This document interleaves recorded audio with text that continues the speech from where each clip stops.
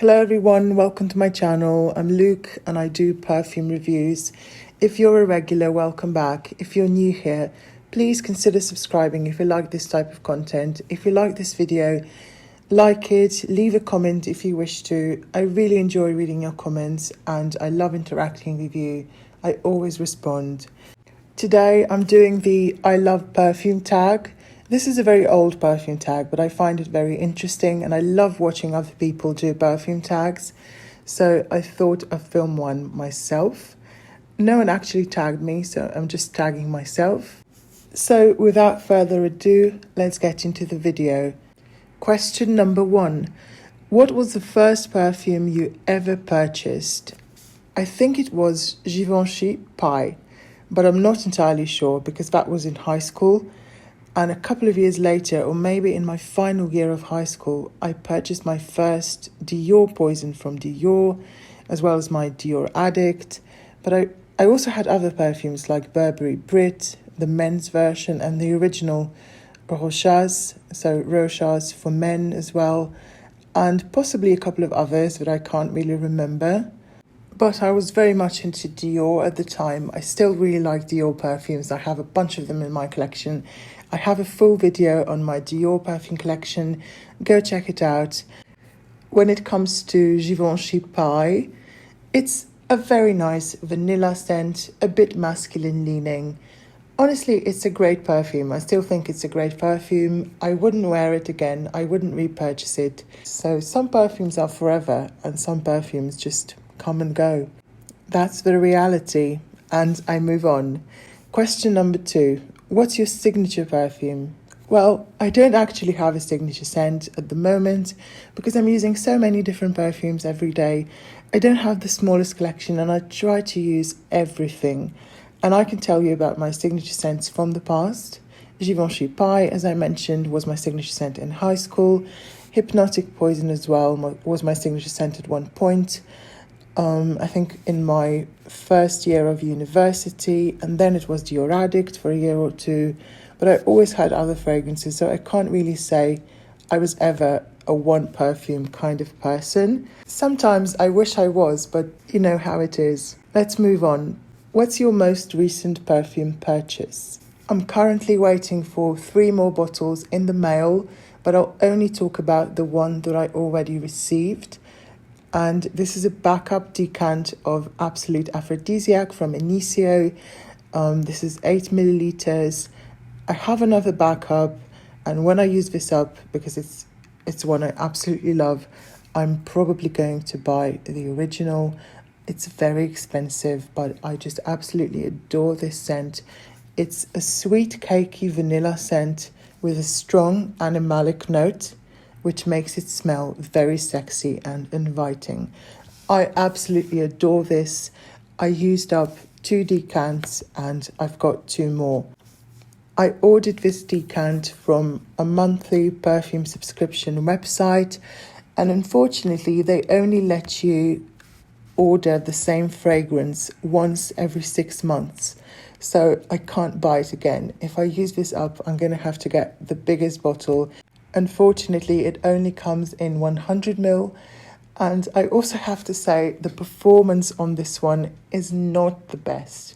It does perform, you can smell it, but it's not your beast mode perfume, which is such a shame because if something costs £200, it better perform.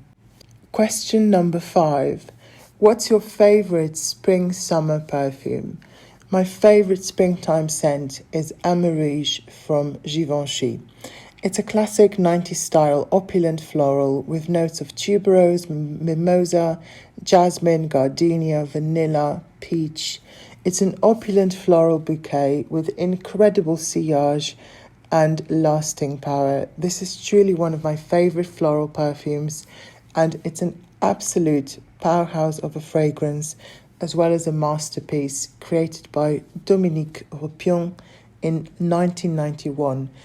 And if you want to hear my thoughts about it, I have a full video dedicated to Givenchy Amarige, and I'll link it down below and put it on the screen as well.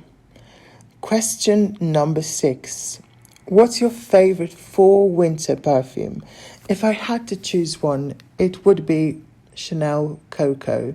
The original Coco, the Eau de Toilette, not the Eau de Parfum. I prefer the Eau de Toilette.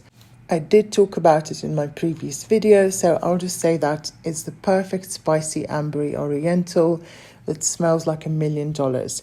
Coco is elegance in a bottle. Again, if you want to see my review of Coco, go check it out. I will link it somewhere on the screen and down below as well. Next question. What's your favorite daytime scent?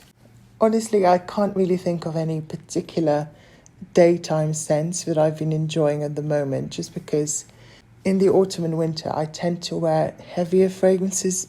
Even during the day I'm wearing nighttime scents. But one I've been really enjoying is Rare Pearls from Avon. And this is just a very nice white floral. It's fresh and clean. It has a bit of honey, a bit of a woody note, and it just smells very similar to Pure Poison by Dior. Is it a dupe? No, it isn't a dupe. It just smells similar. It doesn't have the same DNA. It just reminds me of Pure Poison a lot. I used to love Pure Poison. I used up a bottle of it, and I don't want to repurchase it because the new version on me doesn't really perform. It lasts a long time, but it doesn't really project. It performs like a watered down body spray. Rare Pearls from Avon, on the other hand, performs like a beast. I mean, it's not a beast mode fragrance, but it's a very strong fragrance. You put this on in the morning, you can smell it all day, and it will only cost you around £10 to £15, which is a steal. Next question.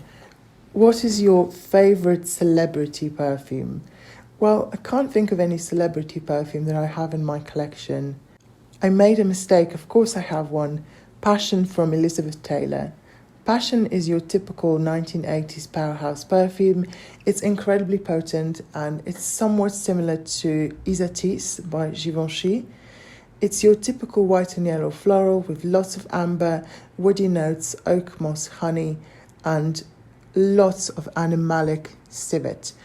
And even though this only costs around £18 to £20, it's an absolute bomb of a fragrance. It's nuclear. It lasts until you wash it off. This is so strong, I can't even tell you. The other day, I sprayed it on a piece of paper and left it on a shelf in my hallway. And I completely forgot about it. And 2 days later, when I was walking past it, I could smell it in the air. And this is just such a beast mode perfume. I don't even want to know what toxic aroma chemicals they had to use to make it so strong, because this performs like a vintage beast mode perfumes with real oak moss, real animalic notes. This is just on another level. But if your £19 Elizabeth Taylor fragrance can do it, so can any other designer brand. There is no excuse for creating a fragrance that doesn't perform. Okay, last but not least, what's your favorite scent category? Fruity, floral, fresh, oriental, or woody? So definitely floral, oriental, and woody. I'm not the biggest fan of fresh and clean scents.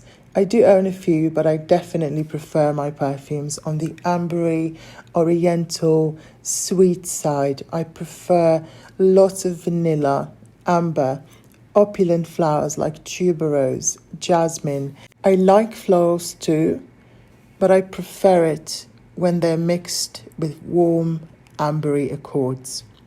So that's all for today's video. Thank you so much for watching. I hope to see you in one of my next videos. You can even do the tag and just post your answers in the comments if you wish to. Thanks for watching again. Bye.